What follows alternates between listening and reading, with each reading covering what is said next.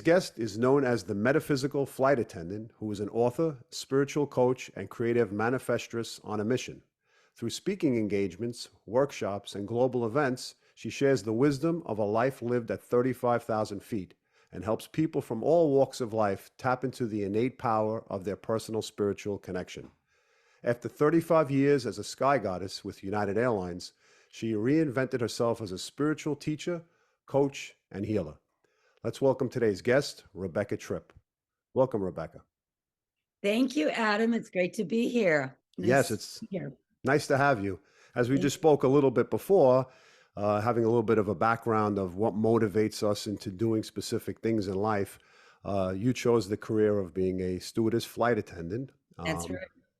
Maybe you can just share a little bit of what brought you to that area, and if that was your life purpose, or as things would proceed to other aspects of growth. But let's focus in on the flight attendant and how you got into that work. Okay. Well, I told you I was born in 1946, which means I was in my teens in the 60s. And there really weren't a lot of career options for women back in the 60s. So one of the things that had gotten me motivated was when I was about 12 years old, my father came home from a business trip, and he just happened to have an application to be a stewardess with him. And he handed it to me and he said, "This might be something you'd be interested down the road," which planted a seed. And then when I was about 18 years old, I was out on a date in Massachusetts, and these 3 UFOs flew in from out by Martha's Vineyard. We got out of the car, and I distinctly saw them up close. 3 saucers, little domes on top, doing the right angle turns. And it was so awesome to see things that, in my mind, they had to have been from outer space. Where were they coming from? I've since learned we have been reverse engineering, but I don't know that much about, it's all top secret. Right. But that got me really motivated to join the airlines, because I wanted to interview pilots to find out what they knew. So I immediately started to apply. I got hired by United Airlines, which in many ways was kind of a destiny thing, that my higher self knew that was the best airline for me to go with. I got hired by Eastern. They went bankrupt. TWA went bankrupt. I never went to work I didn't even apply to Pan American, even though when I got on the airplanes at United, my name is Tripp, Tripp. And passengers would say to me, "Are you Juan Tripp's daughter?" He was the founder of Pan American World Airways. Wow. TRIPPE. And I would always get kind of aggravated because I was laying over in places like Cleveland and Omaha, and they were laying over in Tahiti and Paris and Rome, because they were strictly an international airline. And I would think to myself, well, if I was his daughter, I wouldn't be here. Now, we eventually bought Pan Am's routes to the Pacific, and I flew all over the world, and they went bankrupt too. But here's an interesting synchronicity that happened after I left my flying career. I went to a party in my hometown, Westport, where there are a lot of Tripps. They came over in the 1600s, and they were one of the founding families. Wow. Well, Juan Tripp puts an E on the end, but there was a house that I used to hang out in quite a bit when I was a teenager in high school, because my high school boyfriend lived there. And Charlie Tripp, who was Juan Tripp's son, sailed into Westport, Massachusetts, which is right on the coast, and bought that house. Wow. And I met him at a party, and it kind of completed the circle. He shook my hand and he said, "I was with Pan Am as a scheduler." And I thought to myself, a scheduler? Well, I got to meet all the people and travel. It was and then he was kind of commiserating about how awful it was when they went bankrupt. So of all the houses on the planet, he buys my high school boyfriend's house, and I get to meet him and kind of complete that story. Yeah. It's great. Isn't that interesting? It's the synchronicities that we experience in life that when we reflect, I guess, back on certain situations, we get to see that everything is pieced together and put together in a way that sometimes, I guess, is out of our control, right? Right. Exactly. Well, it's like after I went through training with United Airlines as a stewardess, we were stewardesses back in the 60s. Um, I really wanted to be based in New York, but one of my roommates, that there were four of us that would share a room at the training center, and one of them said, "Oh, I want to be your roommate. Let's plan on, getting an apartment together." So I said, "Okay." Well, she really wanted to be based in Chicago because she was from the Midwest. So I said, "Okay, I'll take Chicago." And I didn't really resonate with Chicago because I'm an Easterner, but as soon as I started flying and moved into this downtown Chicago apartment, I met my first metaphysical teacher, Right, who right, happened to be the nephew of Earl Schoaf. And I didn't even know back then that Earl Schoaf was a famous metaphysical teacher. There are some videos on YouTube of him talking, and he trained a lot of people back in the day that were very successful entrepreneurs. And Jim Rohn, who was a motivational speaker, always said that that was his mentor. Well, Ron Schoaf, his nephew, took me under his wing, and he taught me the secret of manifesting.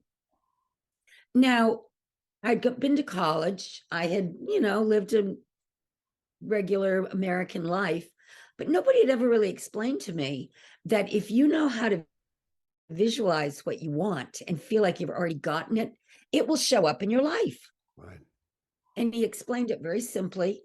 And because he was an example of it, he was certainly had a lot of stuff showing up in his life, like a lot of money and beautiful brand new car. And, he was doing all kinds of things. I believed him. So I tried it and it worked. And, the way he explained it was you just write on an index card what you want in the present tense. Right. And when you fall asleep at night, go to that alpha level of consciousness. He didn't even say alpha, he just said get very relaxed, like you're falling asleep, and feel like you've already gotten it. Right. And do it again when you wake up in the morning. And if you're a good visualizer and you can use your imagination to make yourself believe that it's already happened, it shows up. Yeah. Yeah. Absolutely. So interesting, as we mentioned before, and that's one of the things that a lot of people don't recognize, the fact, the power of our creativity or our imagination to create a future possibilities based upon. Absolutely. Um, but interestingly enough, so you're a flight attendant, Right. stewardess, and you recognize, just like many people recognize, when they have some type of spiritual awakening or growth, spiritual, expansion, that their life purpose is not necessarily the job that they presently have. Right.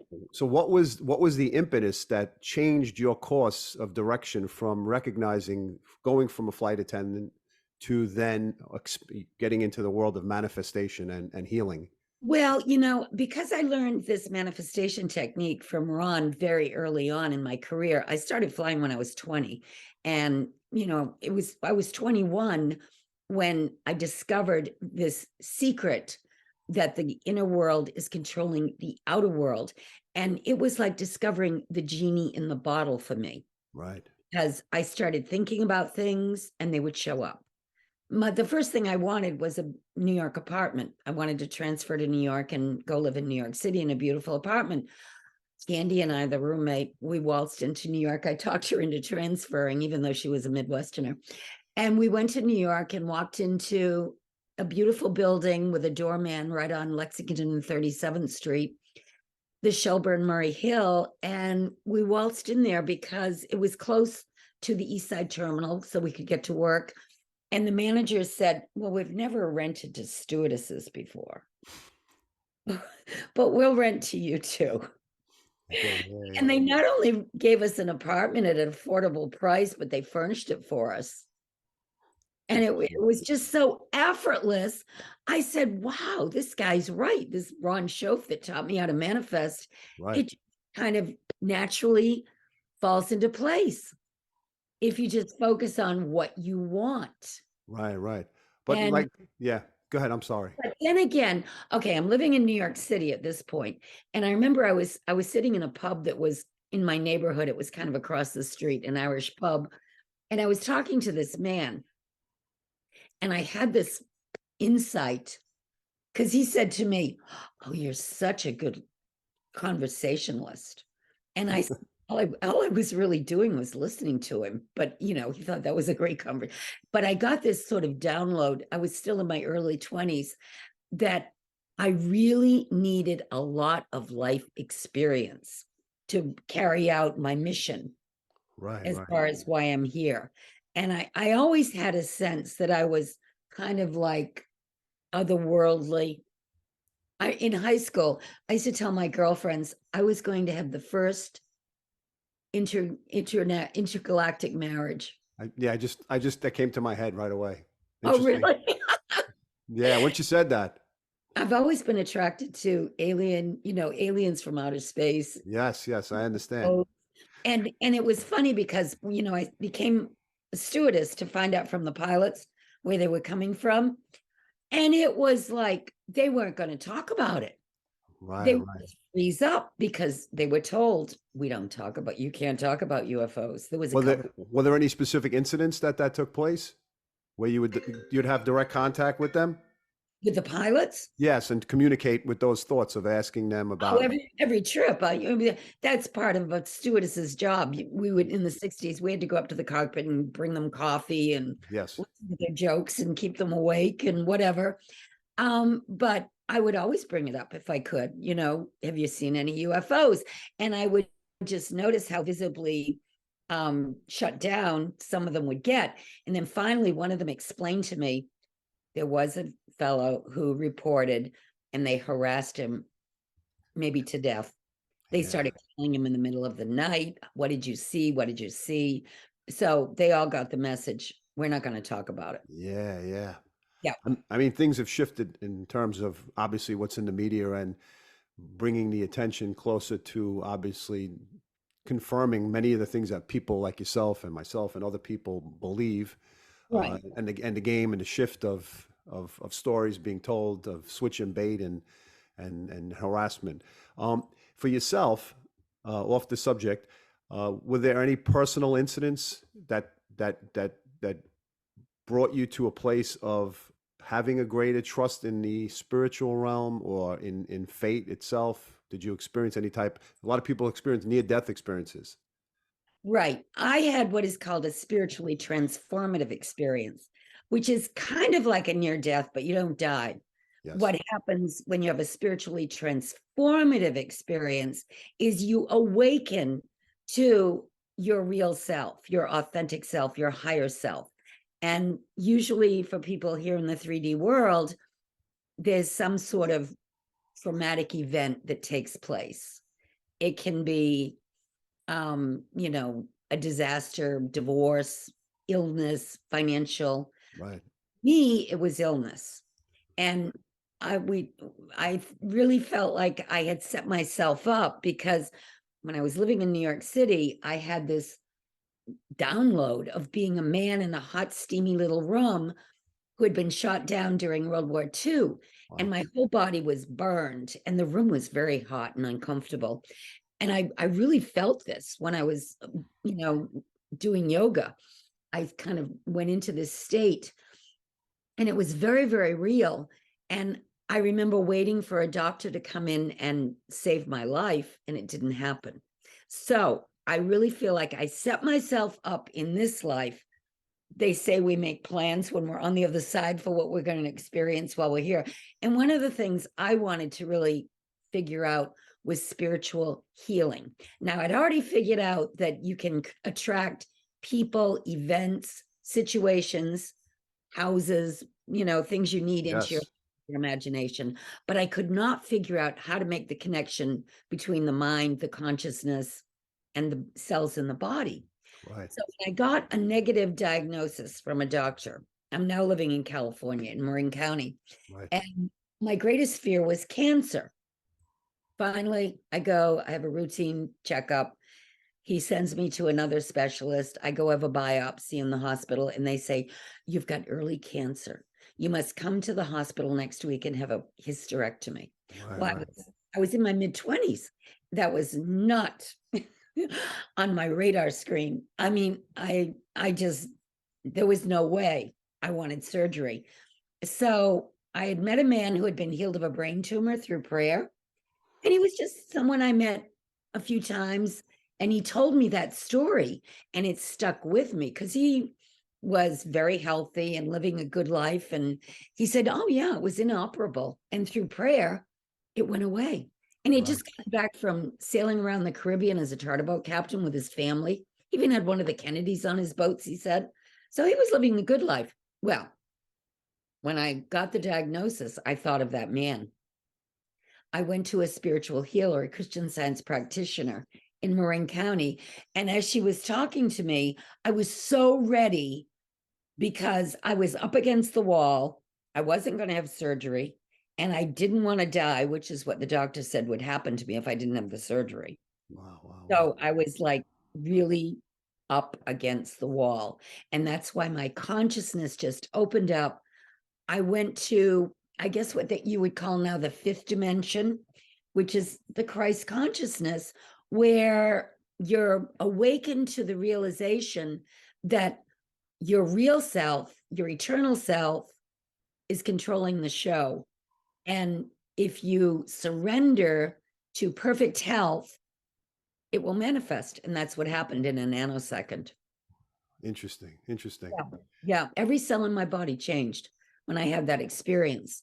Yeah, I understand the fact because I saw a healer myself, and through that connection and the energy brought me to a higher place. It brought my intuition to a sharper place, and also the download and that energy that came over almost like a shock to the system, not a near Right. death experience where a person, as you say, passes on, has a life review, comes back. That jolt of energy that can hit a system that could shift the consciousness of our bodies and put us in a different, I guess, dimension spiritually and consciously, where we now look at life from a different place. And I guess, But I'm convinced that that level of, you could call it a frequency, a state of consciousness, a state of mind, it's here right now. right, Now, when that thing happened to me with the spontaneous healing, it was like I lost my filters that make me process everything that happens to me through my own personal filters, which are, memories of the way my life has been up to this point, the way I was indoctrinated. We're all programmed. yes. When those filters disappeared, for 3 days, I went around in a state where I couldn't relate to any of the humans in my life. I understand that. Have you ever had that? It was, Yes, yes. it was not very pleasant on some levels, because I could see where, maybe people in mental institutions have done that. They've broken through to this other conscious level of consciousness, and they just can't function anymore. Right. But for you, for example, as a 20-year-old having these experiences in a time where this wasn't really spoken about or acceptable, so to speak, and now with the YouTube and all types of social media and people posting and experiencing, an ascension of energy, it's so much easier for people to express themselves and actually, I think, maybe cut ties with people and relationships that no longer serve us in a way where we don't have to question it as much. But as you said, We're finding like-minded people. absolutely. Yes, which is a wonderful thing, because it can be very lonely for people that have these spiritual awakenings. I mean, their families don't, when it happened to me, I really wanted to get back to the East Coast. I was living in California because Right, I just didn't want to hang out with my stewardess friends. And, we were kind of living the Sex and the City life, living the right. good life, dating all these guys. And it, it was just 3D, it wasn't very rewarding, even though it was beautiful out there, gorgeous place to live. So I wanted to get back to the East Coast. And I really thought my friends and family on the East Coast would be receptive to spiritual healing and hear my story and be interested, I found most people would go, "Oh, you didn't really have that." Right. They, it's the way it is. Yeah. People don't accept. I guess when Jesus was speaking to the multitudes, I mean, I've heard there were very few people that really got it, what he was trying to tell them. Well, it's interesting when you go through a traumatic experience. For example, myself having a divorce, the first thing I connected to was the Sermon on the Mount, the suffering and not seeing my children and that pain. It somehow connected me to that consciousness of there's more to it than just the human experience itself, and how you can separate yourself in some way to connect to an energy that is greater. But in your case, who was the first person you connected to on a level where there was an understanding after these experiences? Well, what I did was I called other Christian Science practitioners that had that kind of experience, and that's why they were healers, because they had seen through the veil to the place where there are no problems, and you can just dis-ease can be an illusion if you see through it. So I connected with a few, not very many. Every now and but you know what I would do? I would prowl around the airplane looking for people that looked like they were awake. How could you tell? What was the symbol? They just would be more lively or animated, Yeah, or yeah, that you could tell, their eyes would be more sparkly. right. So I would definitely connect with those kind of people on the airplane, and I would make it a point to seek them out, and we'd get into conversations that were interesting. And I also wanted to know the truth, because I was so blown away that there was a UFO cover up. Right. I had somebody on board that was in a position where they knew stuff like FBI, ICE, CEOs of companies. I would make it a point to get into a conversation and try to pull out information. Interesting. Yes. Yeah, I was like an investigative reporter, because I wanted to know the truth. What are we doing here? How come some people see, when I had that spiritual awakening in my mid-20s, I thought maybe it happened to all humans and I was just late for the party, because Yeah. it just seemed so natural. I mean, it was kind of mind blowing, but at the same time, it was so real. I thought, oh, is this what happens to everybody? Yeah. I found out it doesn't. Yeah, but once you have this experience, when you go down the rabbit hole of information, one thing leads to the next of a deeper understanding to the things that are covered up. I'm I remember being in New Hampshire and I was with my girlfriend. I said something happened in this town here, and it happened to be in Franconia, New Hampshire, which is where the Betty and Barney Hill abduction took place. Oh, I love that story. And I was right outside the hotel was the sign of that abduction, where they actually, the Commerce of New Hampshire, put it up. And Right. it's so fascinating to have these experiences and to, as you say, to notice people. I myself are always on the lookout for people who I also feel are at a higher level of consciousness from some other galactic Right. energy or whatever. And I do connect with people in that way. And I do feel like you yourself, you have obviously that connection. And you probably were born into this life as having a connection to find out, to assist other humans to connect. Oh, I believe that. I mean, I've read Dolores Cannon's books, and I believe, I was born in 46, and I think I'm part of that first wave of, when they sent Planet Earth needs help. Who Yes, wants to yes. go teach people? Yeah. Because for 5 solid years, I went around the country teaching the work of Jose Silva, who was a Mexican American man who put together what was originally called Silva Mind Control. He called it that because it teaches people how to control their own minds and not be controlled by MK Ultra mind control people and Right, people. right. So, but then it was changed to Silva Ultramind, which I was teaching people for 5 years. And, there's even talk that he never went to school. He did not go to school. When he was a little boy, his father was killed by a terrorist, and he had to go to work when he was 5 years old. Wow, wow. shoes and doing things like cleaning offices. So he was completely self-taught, but he studied psychology, parapsychology. He put together this amazing program. And there is some talk that he was taught by the Pleiadians, you know. And I do think, what we teach people in the Silva training is how to go to your higher consciousness Right. and higher intelligence, which is right here, right now. And if you know how to tap into it, like tuning into a radio on the right channel, you can read minds, you can get in information like Tesla, Edison, Graham Bell, all these brilliant thinkers. We're tapping into this higher intelligence. And that's how they figured things out. We can do the same thing.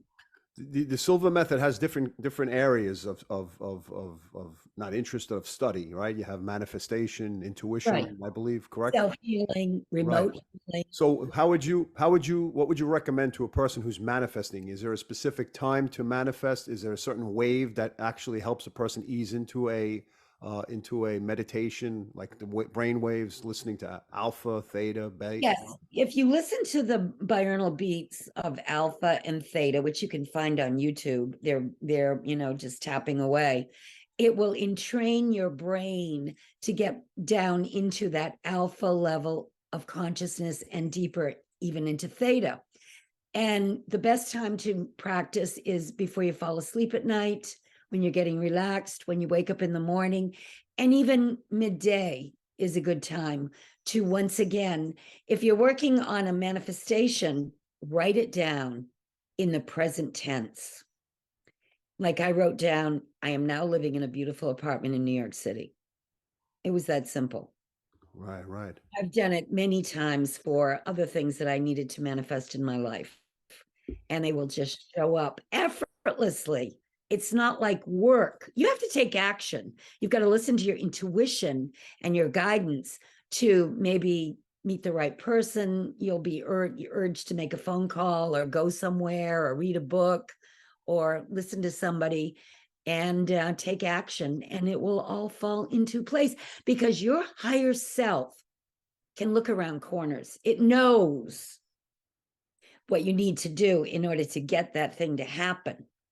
And you don't need to know how to make it happen. You just need to know the end result. Right, right. Yeah. Because do you ever study Neville Goddard? He's another one of my No. favorites. He's all about knowing that your imagination is God within you. So the more you can focus your imagination on what you want and stay away from what you don't want, you will manifest what you want. It's a discipline. Yeah. Yeah.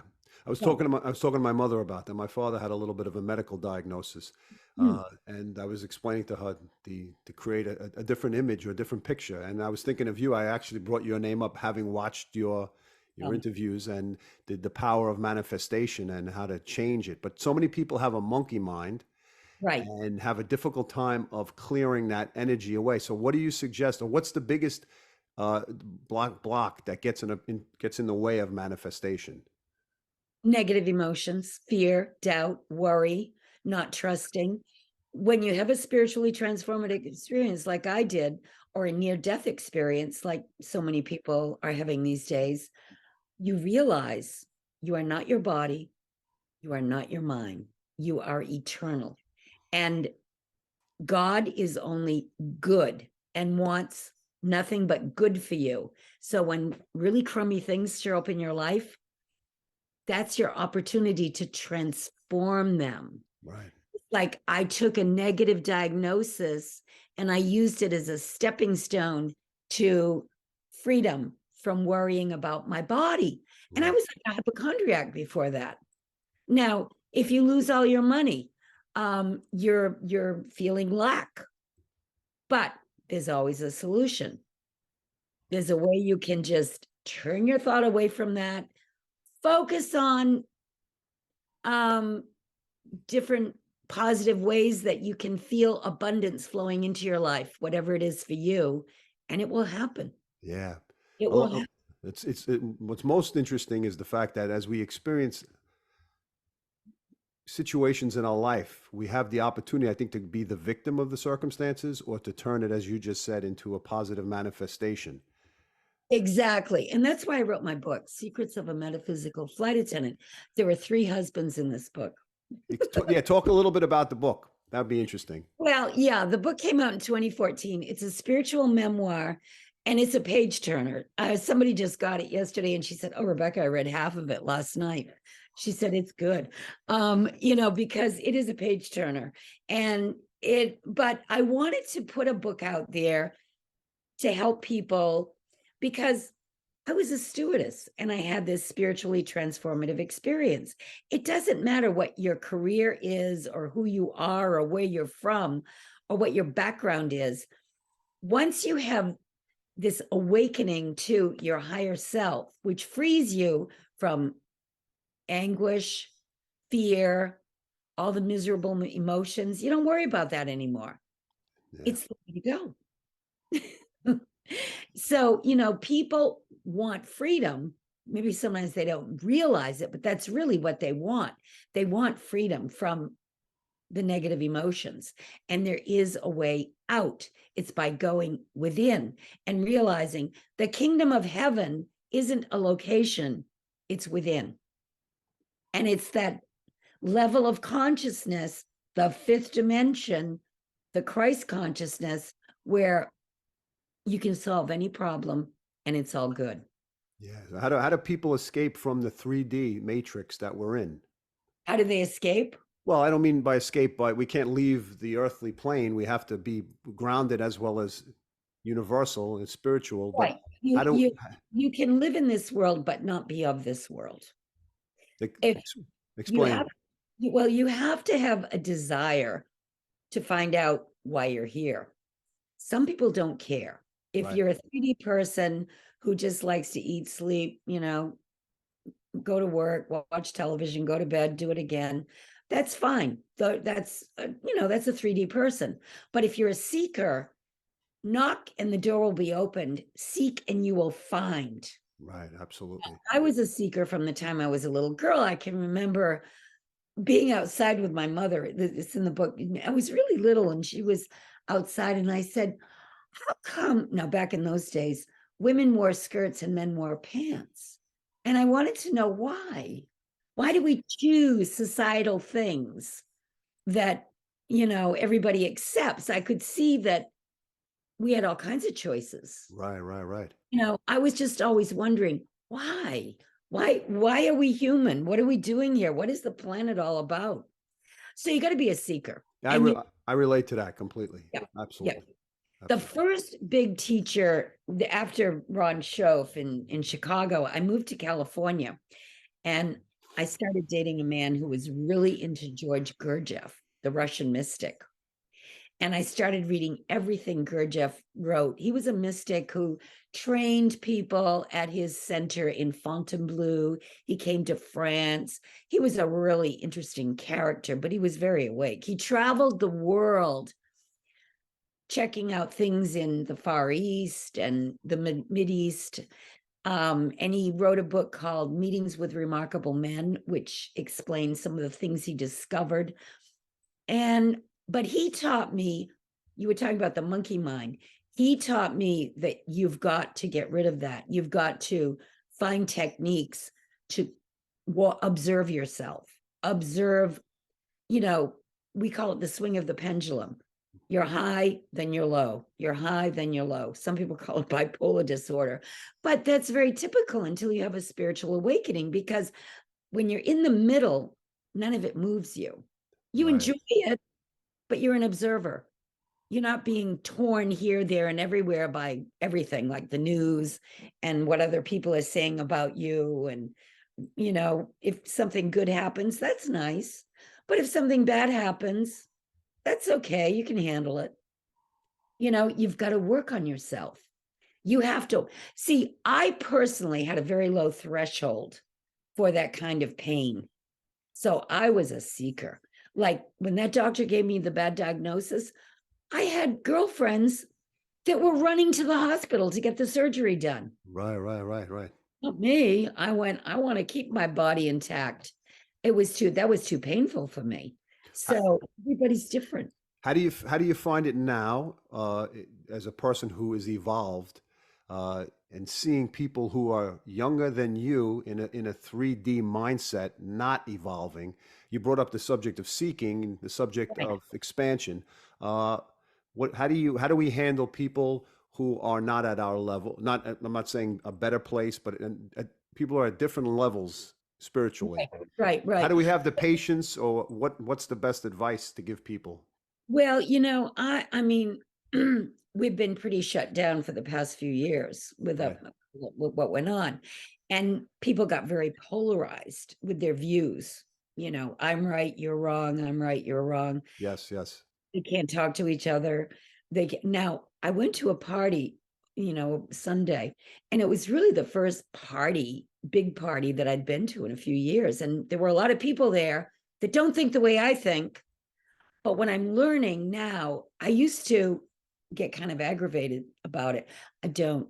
I just go neutral because, if we judge other people, everybody's at a different place along the path. And, we've all been wherever everybody else is, because we've had many experiences, many lives, many Yes. everything. So I think the best thing to do now is to work on yourself and realize that there's so much we can access now on the computers. We can download books instantly if we want to read a book that we hear about. It's incredible.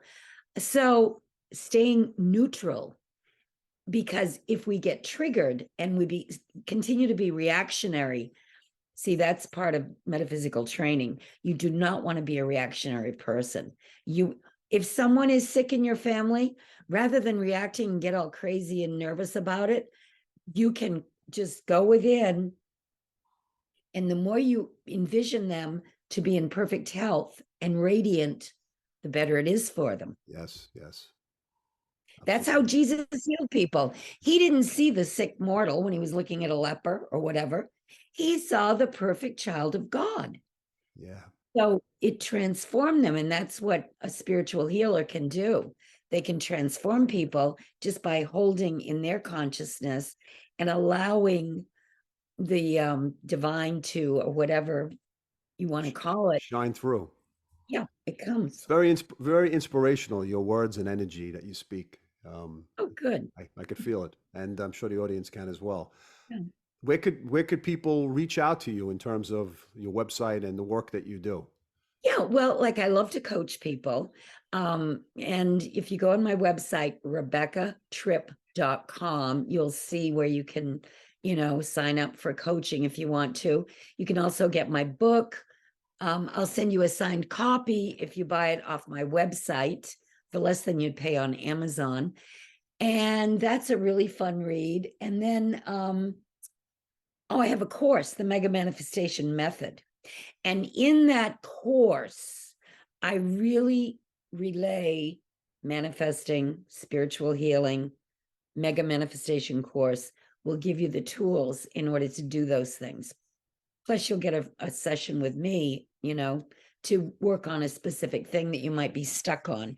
We all get stuck, and Right, we all right. need someone to come in to intervene every now and then to get us unstuck, because a spiritual coach can see things from a different perspective that maybe you're stuck and you can't see it because it's too close to you. Many people have guides, spirit guides, that they're Right. aware of or not aware of. Right. Who is your spirit guide, if you know, or many others? Yeah, well, there's a male voice that I've heard a few times, and it's always over to my left. One time it said, "You're leaving New York by the end of March." I was all alone in my apartment with my little dog. And sure enough, I left New York by the end of March. Another time, I had an acute appendicitis attack, acute, terrible pain. The voice over there said, "Love that man with all your heart." Wow. It was a guy that was messing up a situation in real estate for me. And I released him. I felt the release. And at the same time I heard the voice that time, there was like an orangey glow that warmed around me. Another time, the voice in the middle of the night said, go work part-time at the Christian Science Church. I got up, I went to the computer, they were looking for tour guides. I worked there for 6 years, Wow, wow, wow, wow. giving tours. Yeah, it's a male voice. Oh, well, the first experience I had with it, he didn't speak to me, but I was sitting in my New York apartment when I first started flying, and a couple of my stewardess friends were in my apartment with me, and we were just sitting around. Susie and I had just gotten back from vacation in Jamaica, so we were just sitting around chatting. Well, I closed my eyes and I saw this man bending over what looked like a bench sort of table in a well-lit room. It was a warm, glowing light in the room. He was bent over. He looked up at me and smiled with this unconditional love Wow. that was incredible. He had beautiful brown eyes and he had a beard. He had a beard that was neatly trimmed and brown hair and he had on a soft linen shirt. Now, I might have thought it was Jesus if it weren't for the clothing. I mean, they didn't wear. Yeah. So I don't know who it was, but he gave me this loving look, like, don't worry about a thing. I'm around. And I'll never forget what he looked like. I mean, it was, Yes. indelible in my consciousness. So I don't know. People, when I did podcasts before, people have said, I've heard a male voice. I've heard a female voice. Yes. Yes. No, I mean, I do believe we are not alone. Right. We are safe. I mean, I've read the Urantia books. I've read, the Law of One. They're all saying, even the Christian mystics, we have these spirit guides that's their job. Just like our job was to come here to planet Earth and, help with the transition from 3D to 5D, I guess. Yeah. Shifting it from the material world, materialism, Right, so many right. people are stuck on, to our true life purpose, which you've found, uh, Yeah. and you're connected to. If you could leave the audience with like one message, a positive message. Well, my positive message would be there is nothing to be afraid of. But we are living in a time where it's very important to start to understand that your inner world is the real world, because you're going to see a lot of things in the outer world that might shock you, upset you. We are going through a transition. And the more you understand that your inner power is real and you can overcome anything, find a path that works for you. It could be anything. I believe religions are a tool, but they're all leading to the same place.